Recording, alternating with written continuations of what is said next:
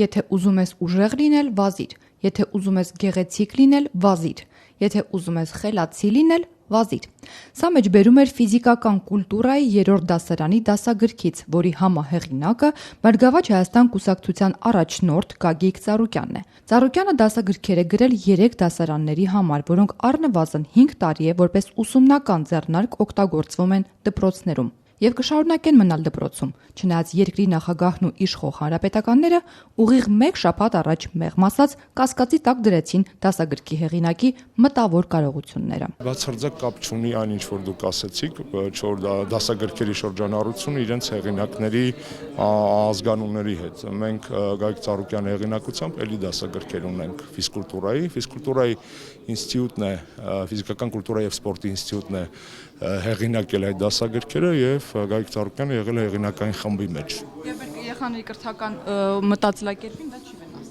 Եթե խոսքը գնում է ֆիզիկական կուլտուրայի եւ սպորտի մասին, ապա կարծում եմ, որ ձեր հարցը քաղաքական խորը ենթատեքստով այնուհանդերձ շատ մակերեսային է կրթության պարագայում։ Կրթության եւ գիտության նախարար Արմեն Աշոտյանը, ում թույլտվությամբ էլ Ծառուկյանի հեղինակած դասագրքերը հայտնվել են դպրոցներում, ընդամենը մի քանի օր առաջ պնդում էր, թե Ծառուկյանն ու նրա նմանները լուրջ վտանգ են կրթության համար։ Բառացիորեն 4 օր առաջ Ռևոլյուցիա հաղորդաշարում Աշոտյանի համար գրքի հեղինակը չարիք էր։ Ես իրեն որպես կրթության նախարար եմ մեղադրում։ Իրան նմաններն են խանգարում այսօր իմ երեխեքին դպրոցներում սովորելու, որովհետև այդ երեխեքը տեսնում են, որ դա գետ է, կարող է հասնել հաջողության։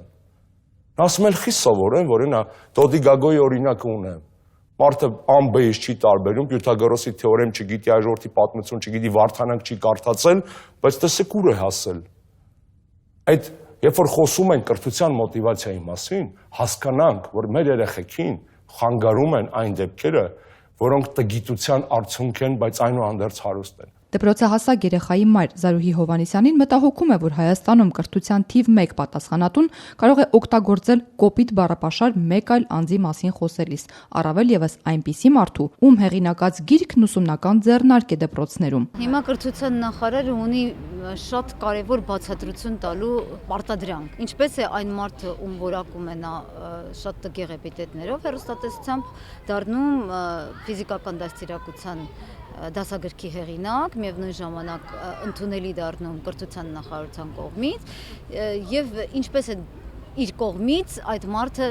որակվում նմանատիպ որակումներով եւ դեն շպրտվում հասարակությունից։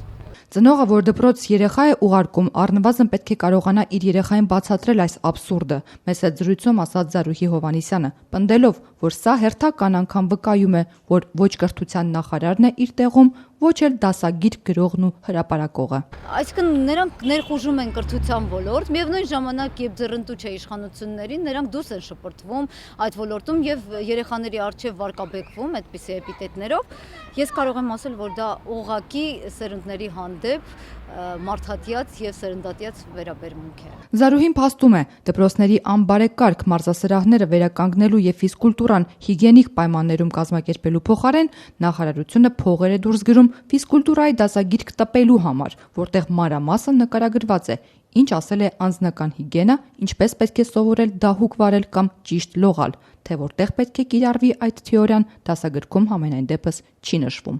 Առանձնապես ուշադրության տեսադաշտում չի գտնվում այդ առարկան, առավել ևս այսպիսի դասագիրք լուսընծայելը, որը կարող եմ ասել, որ փողերի լվացման հոյակապ աղբյուր է։